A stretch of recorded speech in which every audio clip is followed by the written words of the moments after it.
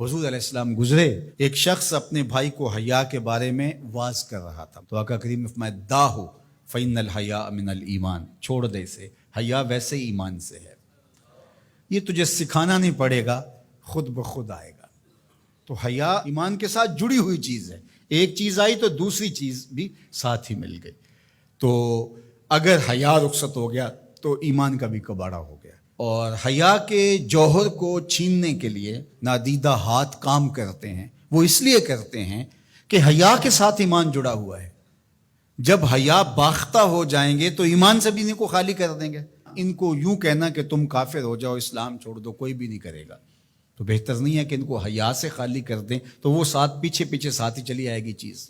تو اب دشمن کی یہ چال یہ ہے کہ یہ مسلم کافر تو نہیں ہوں گے، لیکن اس طرح کیا جائے کہ ان کو مسلمان بھی نہ رہنے دیا جائے۔ اب یہ جو کچھ ہوا ہے، ایک قانون پاس کر لیا گیا اور مردوں اور عورتوں نے اپنی جنس تبدیل کرنا شروع کر دی، اور لوگوں کو پتہ اس وقت چلا جب 29,000 لوگ جو ہے وہ اپنی جنس تبدیل کر چکے تھے، مردوں سے عورت اور عورتوں سے مرد۔ اور اس کے جو دور رس نتائج ہیں اور اس کے منفی اثرات ہیں، ایک عورت اگر اپنی جنس تبدیل کر لیتی ہے تو کل وراثت کے اندر وہ پورا حق لے گی، اس لیے کہ اس کے شناختی کارڈ کے اوپر جو ہے وہ مرد لکھا ہوا ہے۔ ایک مرد جو ہے وہ خاتون بن جاتا ہے تو وہ عورتوں کے واش روم میں گھس جائے اور پھر کوئی خرابی پیدا ہوتی ہے، اس کے بعد اس کو گرفتار ہی نہیں کیا جا سکتا، وہ کہ میں تو عورت ہوں، یہ تو ممکن ہی نہیں ہے۔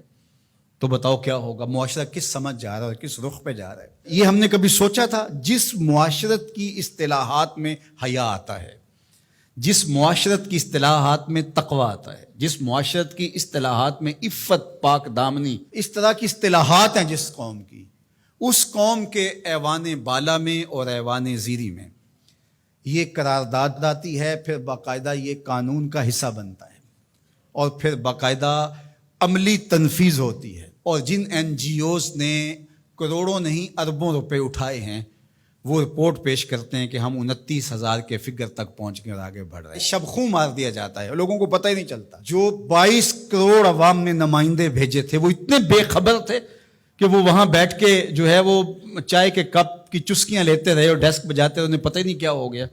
جو بڑے ان امور کے مار تھے، ان کو سال سال بعد پتہ چلا کہ یہ کیا ہوا۔ تو یہ معاشرت کو اس گندگی میں، اس غلاظت میں دھکیلنے کے لیے سب کچھ کیا گیا، اس کو قانونی تحفظ فراہم کر دیا گیا۔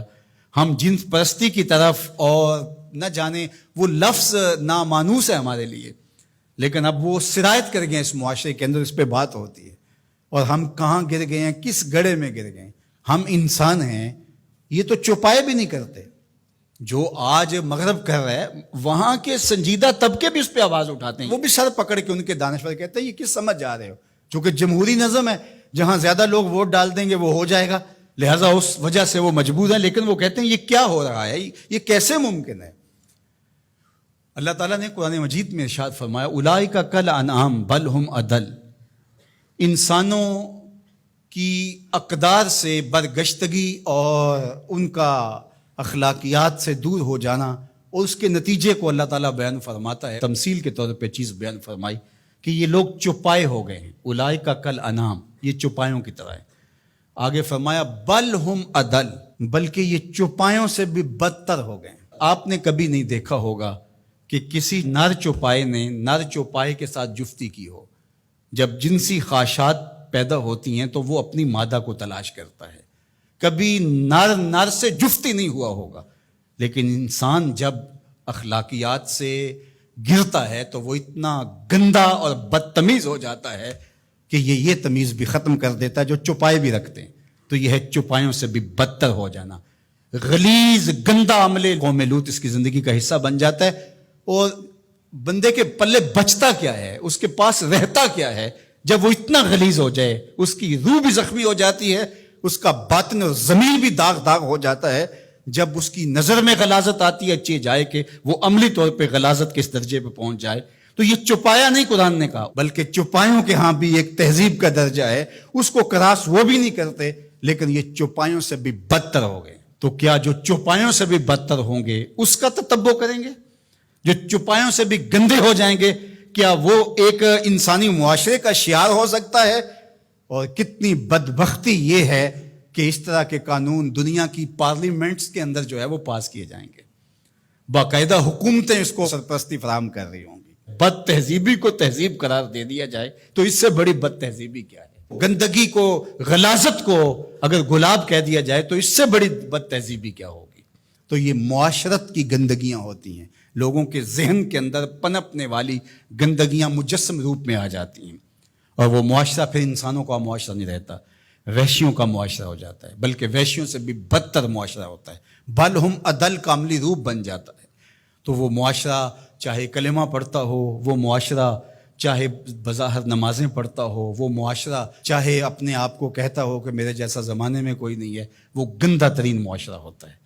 تو مغرب کے اندر تو یہ چیزیں عیب نہیں ہیں، وہاں تو باپ اور بیٹی کا رشتہ بھی عیب نہیں ہے، وہاں تو جو ہے وہ دادی اپنے پوتے سے حاملہ ہو جاتی ہے تو وہ عیب نہیں سمجھا جاتا وہ اس معاشرے کے اندر۔